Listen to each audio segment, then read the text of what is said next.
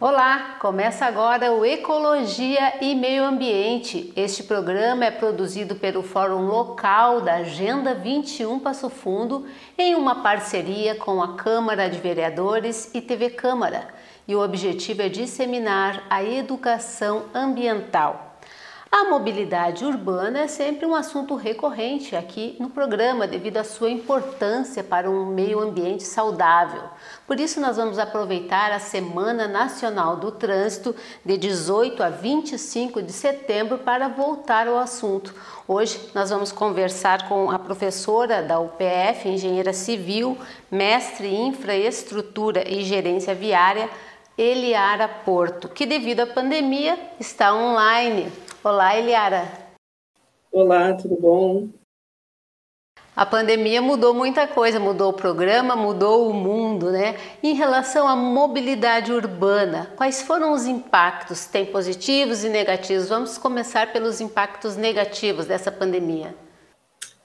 Como boa parte dos nossos hábitos, né? A mobilidade faz parte de um dos hábitos que sofreram mudanças, né? Em relação à pandemia de Covid-19. Dentro dos impactos negativos que a gente conseguiu observar, assim, de forma mais evidente, está muito associado ao aumento do uso do automóvel nas nossas cidades brasileiras, né? Em alguns lugares do mundo também, por justamente o medo de ter que utilizar um transporte coletivo ou até realmente se expor na rua, né? Então, com isso, todas as campanhas que já vinham sendo realizadas com o intuito de diminuir o uso do automóvel, né, elas ficam bem numa situação delicada agora, né, porque, por um lado, pela questão de saúde, de segurança, realmente o indicado não é que a pessoa fique em locais que gerem aglomeração ou que exponham ela ao risco, né, e o automóvel acabou se tornando uma solução momentaneamente e rapidamente viável.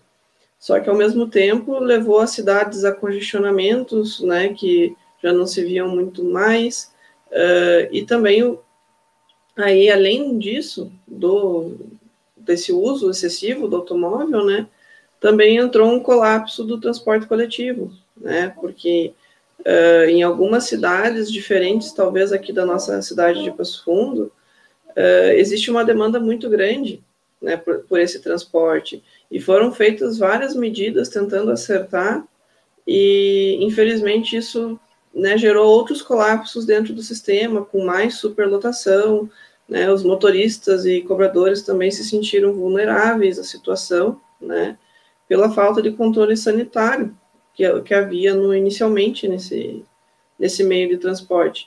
Então, o transporte coletivo, ele também tem vários problemas. Aqui em Passo Fundo, na verdade, ele se esvaziou. Então, se a gente for pensar, há anos que o transporte coletivo da nossa região já vem perdendo demanda. Então, como que a gente vai poder garantir um serviço, né, que é necessário para a sociedade, mas que cada vez mais tem menos usuários fazendo uso dele, né? Então, isso gera toda uma dificuldade de planejamento desse sistema, né? Então, são talvez os dois impactos, assim, mais pioneiros, né, assim, em matéria de ser negativos, né? Então, seriam os dois impactos que afetam mais essa nossa mudança de hábito, né? Eu queria contribuir com você, eu tenho o resultado de uma pesquisa feita em 11 países, né, sobre o interesse das pessoas em adquirir um carro, um automóvel.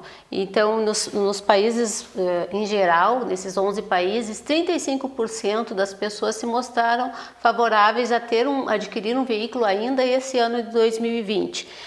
Nos países mais atingidos, como Itália, por exemplo, aumentou para 43% esse interesse e na China para 61%. Você acha que isso é uma questão momentânea, que passado esse momento que a gente não sabe o que vai acontecer pela frente, poderemos voltar ou vai ser uma tendência a ficar? Então, a nossa relação com o automóvel, ela tem muitas variáveis, né? Acho que o maior problema também da mobilidade como um todo, seja na pandemia ou não, é esse excesso de variáveis que nos fazem levar a tomar decisões. né? Então, hoje é muito difícil prever demandas, justamente por causa da variedade de opções e ofertas e elementos que fazem com que a gente tenha um hábito X ou Y em relação à forma como a gente se desloca. Então, em relação à compra, aquisição, né, de automóveis, tem duas situações, né?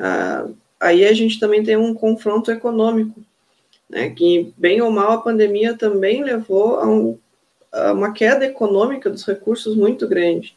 Então, se o veículo não puder ser utilizado também para daqui a pouco facilitar num ganho, né? Daqui a pouco a pessoa pode usar o veículo como um serviço, como muitos têm optado nessa época de pandemia, fazer o uso de transportes por aplicativo, né? Então, muitas pessoas têm se cadastrado, né, para serem motoristas, então as pessoas que têm carro.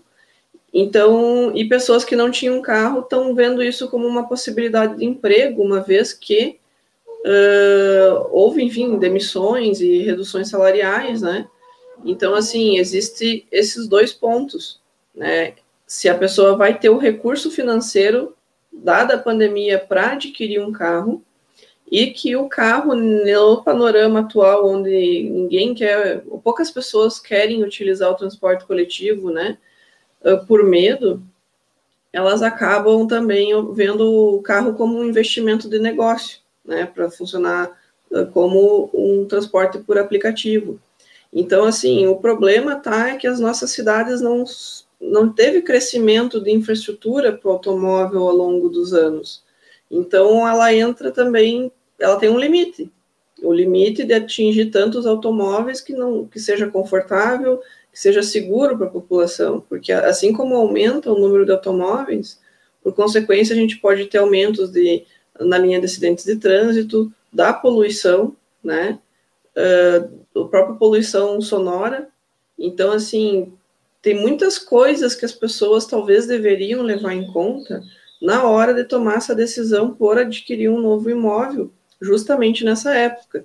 Se isso vai ser uma coisa que financeiramente é viável, né? Se não vai virar uma dívida complicada depois para essa pessoa se resolver.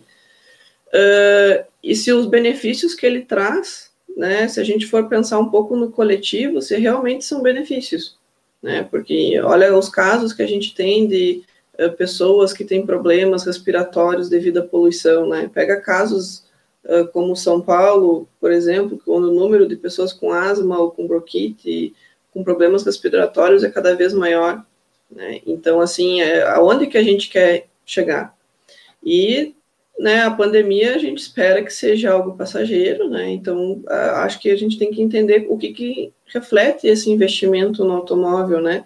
Ele pode ser muito bom, né, dentro das condições de cada um, mas também ele traz prejuízos que às vezes a gente não coloca no papel, que tem imposto, que tem gasolina, que o combustível não é mais tão barato assim, que nós temos a questão da poluição, os acidentes, todo esse tipo de exposição aí que muitas vezes a gente se emociona quando vê uma propaganda de um veículo, né?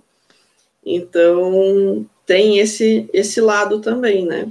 Por isso que aí a gente pode pensar, mas quais seriam as soluções, né? Muitas cidades ou pessoas, por conta própria, até fazem o uso compartilhado de veículos, né? Então, se a gente for parar para pensar na nossa rotina dia a dia, a gente compra um carro para deixar ele estacionado, né? Na maioria das situações. A gente compra o carro, sai de manhã para o trabalho, né? Leva 15, meia hora, se for muito longe, né? Deixa aquele carro estacionado até por 4 horas, pelo menos de manhã, daí pega de novo, se desloca para casa.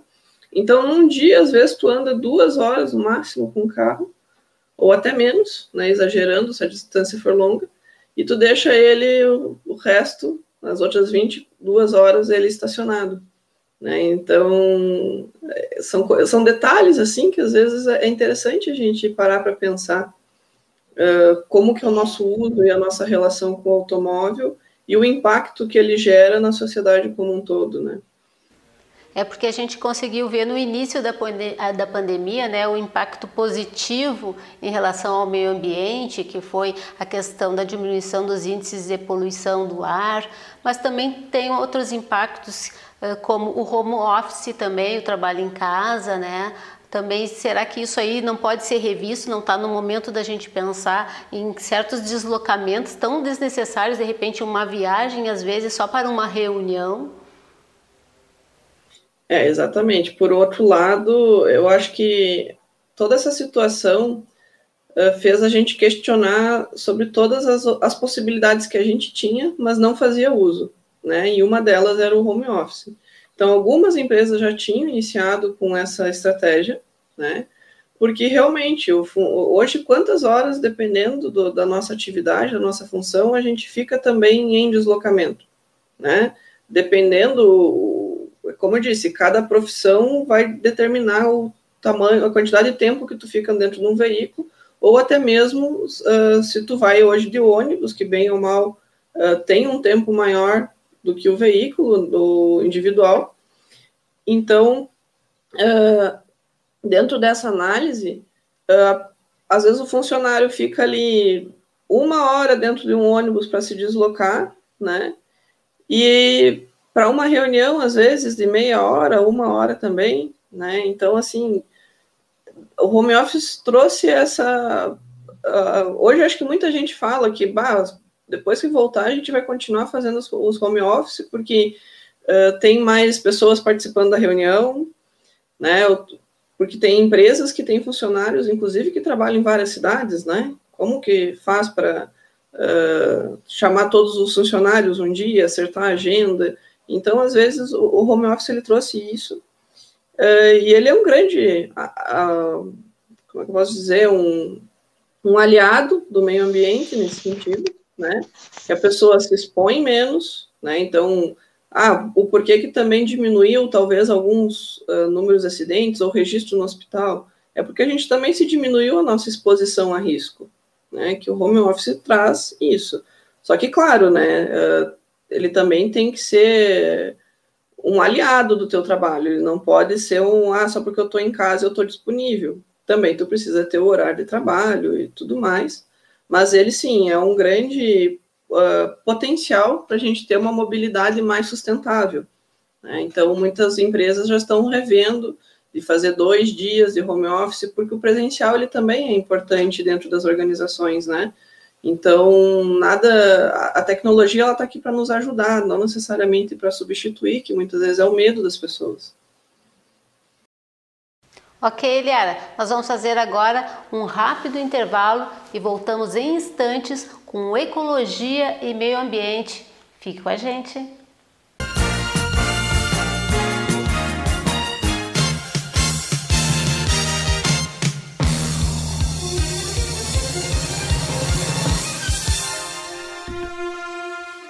Voltamos com ecologia e meio ambiente. Hoje estamos falando sobre a importância de pensarmos na mobilidade urbana como forma de reduzir os impactos ambientais. Estamos conversando com a Eliara Porto.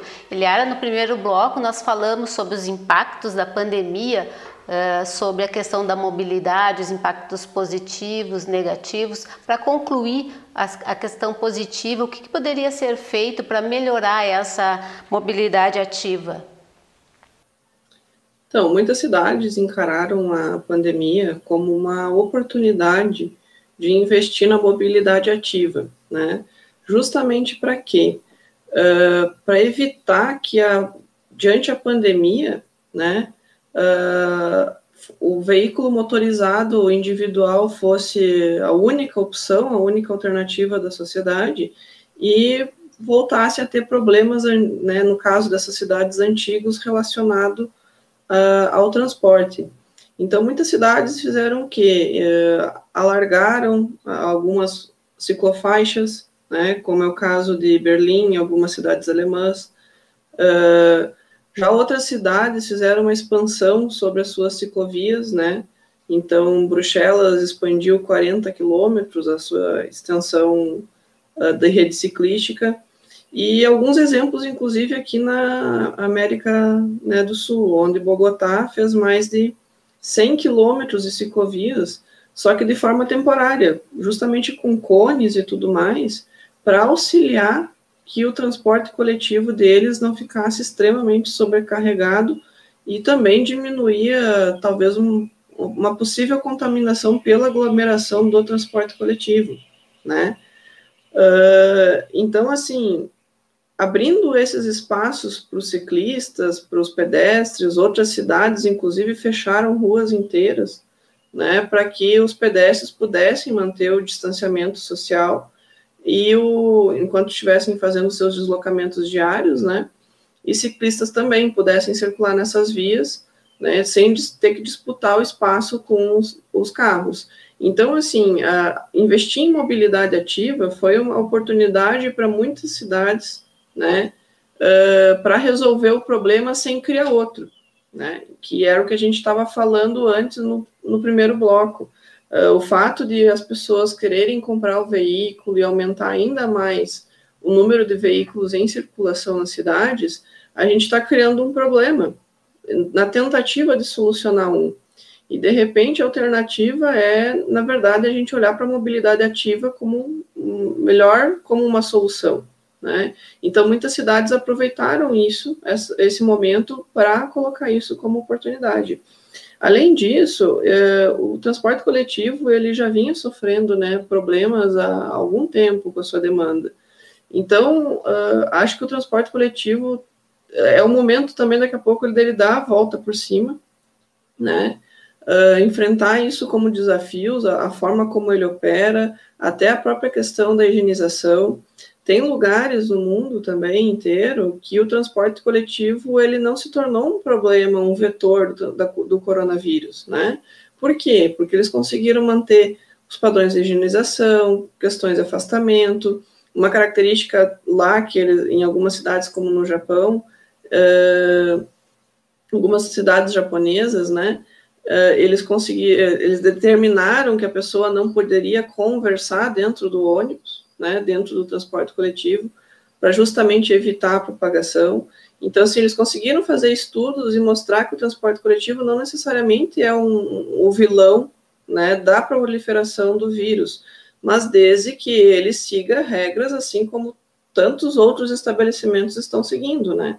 Então, e a gente não ainda está na nossa memória, por exemplo, quando a gente teve o H1N1, que também o transporte coletivo tinha álcool gel, ele teve que ter mais limpeza constante, teve as janelas abertas, né, e olha que não tinha tanto controle de lotação, né? Então, assim, para que ele possa voltar também a ser um transporte onde as pessoas possam confiar, eu acho que esse que é o ponto, confiar e se sentir seguras, né? Então, acho que a questão de ouvir um pouco mais os usuários e entender como vem essa demanda também é papel dos nossos gestores.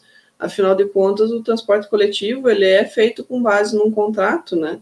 Então, as empresas não têm 100% de autonomia para promover algumas mudanças. Então, algumas flexibilizações também têm que vir da parte de gestão do transporte, que, no caso, seria tanto do Poder Executivo, e quando se refere à legislação, algumas leis do Legislativo, né? Então, essas são algumas oportunidades que a gente tem que ver. Como investir na mobilidade ativa, que vai tanto ajudar na questão ambiental, né? Então, esse programa ele fala bastante sobre o meio ambiente, então, por isso que a mobilidade urbana ela é importante, né? Ela pode ser um grande auxiliar, porque veja exemplo de cidades, né? Que a gente viu fotos muito bonitas do céu que nunca há tempo não se via daquele jeito, né, devido à poluição veicular, ou de circulação, inclusive no caso de Veneza, das embarcações, né? Então, assim, a prova está aí, que a poluição, ela existe, né? Ela pode ser controlada com a mobilidade ativa, basta a gente realmente fazer o incentivo certo para que isso ocorra e promover a infraestrutura e a segurança necessária. É uma boa discussão para essa Semana Nacional do Trânsito. Eu gostaria que você falasse um pouquinho das ações em Passo Fundo. Então, eu vou compartilhar aqui minha tela. Tá? Tá, então, eu vou apresentar para vocês o que seria a Semana Nacional do Trânsito aqui no município de Passo Fundo, né? Então, todo ano, o Fórum de Mobilidade Urbana de Passo Fundo, junto com os seus diversos parceiros que compõem ele, né? Que é o PF, o SESC Senat, a Tec Premier, a Agenda 21, o Núcleo de Educação do Trânsito da Prefeitura Municipal de Passo Fundo, vinculado à Secretaria de Segurança, a Coleurbs e os diversos CFCs, como a Autotec, a Janaína, Planalto, e, o Grupo Renascer, né, Grupo de Mães Renascer e a PASSE, né, Associação de Cegos de Passo Fundo. Então, esse grupo, que conta com diversas pessoas que têm um interesse, né, em discutir ações em prol do trânsito, né, em prol da mobilidade e da educação, entendemos que a educação ela é um elemento, um pilar importante para a gente ver a mudança que a gente quer no trânsito, né? A gente auxilia dentro das divulgações e atividades da Semana Nacional do Trânsito, que acontece do dia 18 a 25 de setembro, né? O tema desse ano é Perceba o Risco e Proteja a Vida, né?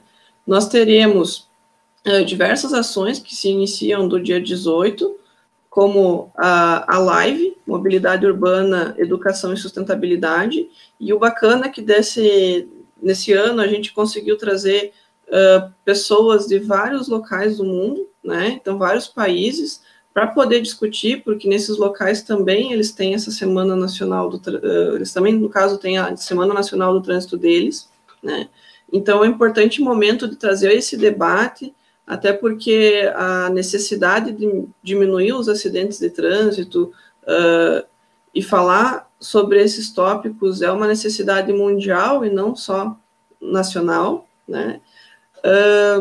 Então, essa live vocês poderão assistir acessando o perfil do Facebook do Mob Educ PF, tá? Que é o perfil do Facebook do Fórum de Mobilidade, tá? A partir das 14 horas do dia 18, então, nossa primeira atividade de live. Ao longo da semana também terão algumas outras atividades junto com escolas, né, que não necessariamente são abertas, né, mas enfim, é onde a gente vai até as escolas e traz elementos para as crianças poderem também debater sobre o trânsito, né. Aí no dia 21/9 nós teremos mais uma live, que seria um encontro com a Disa Gonzaga, né, que é diretora do institucional do Detran e fundadora da Fundação Tiago Moraes e Gonzaga, que inclusive já fez algumas ações em Passo Fundo, né, como, por exemplo, aquela das borboletas do asfalto, né, e tantas outras atividades. Ano passado também, a gente trouxe material deles até uma das atividades da Semana Nacional, lembrando, né, que as estatísticas têm rosto, né, então a Disa Gonzaga ela faz um trabalho muito bonito, né, em relação da conscientização sobre o trânsito seguro, né, então ela vai apresentar a Escola Pública de Trânsito do Detran do nosso estado, então é às 9 da manhã, né, no link aquele que vocês têm logo ali abaixo da data, também divulgado nas nossas redes sociais. Teremos o dia D, né, na frente da Autoescola Autotec, né, no dia 22, com distribuição de panfletos informativos e outras ações promovidas pelos CFCs. E no dia 25, para fechar, a gente tem mais uma live, né, também que ocorre no Facebook do Fórum, tá, que é Mobilidade Urbana, Cidades Educadoras e Inteligentes. Então, também contando com a presença de profissionais, né, de outros países, como do Chile, do México, e o Davi Duarte, do Brasil. Então, a gente vai colocar muito mais informações, né, caso vocês queiram receber ou compartilhar. É importante compartilhar também, né, pessoal? A gente convida que vocês acessem os nossos perfis, tanto no Facebook quanto no Instagram, para receber as informações, @mobeducpf, tá? E fica o convite para que todos participem, porque é importante, né, que a gente tem que entender que se a gente quer um trânsito mais seguro, que a gente quer uma mobilidade urbana diferente, a mudança tem que partir da gente. Então, é necessário que as pessoas façam parte dessas ações, entendam essas discussões e se sintam responsáveis pela toda a melhoria que a gente quer ver dentro das nossas cidades. Eliara, não é à toa que a ONU está prorrogando aí a década do trânsito, né? Encerraria deste ano, seria o último ano da década do trânsito, sobre as ações em relação ao trânsito, e está prorrogando por mais 10 anos.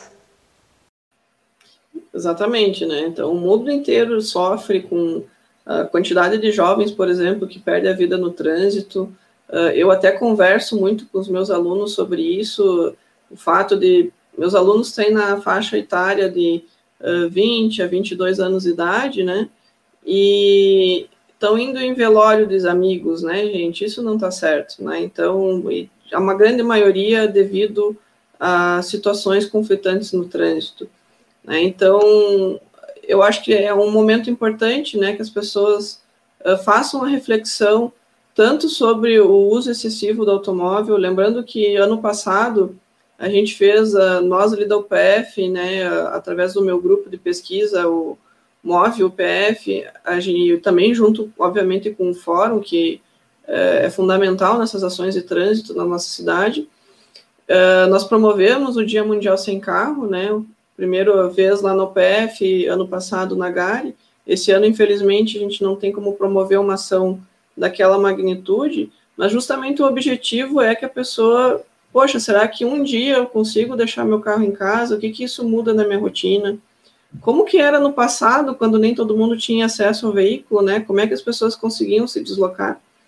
Então, eu acho que é importante a gente fazer essa reflexão, tanto pensando no meio ambiente, pensando na nossa qualidade de vida, né? E a Prefeitura de Passo Fundo também tem ações aí, como as nossas bicicletas compartilhadas. Então, assim, a gente precisa exigir até mais nesse sentido em prol da mobilidade ativa, né? Então, esses seriam os espaços de discussão e a gente levar isso adiante para construir uma Passo Fundo melhor, um trânsito mais seguro, né? Que a gente sabe todos os problemas que a gente tem na cidade e muita coisa se parte da educação, né? Obrigada, Eliara, obrigada pelas suas informações, obrigada pela entrevista. Eu que agradeço a oportunidade. Obrigada também pela sua companhia. Até o próximo Ecologia e Meio Ambiente. E lembre-se, cuide do planeta e fique em paz.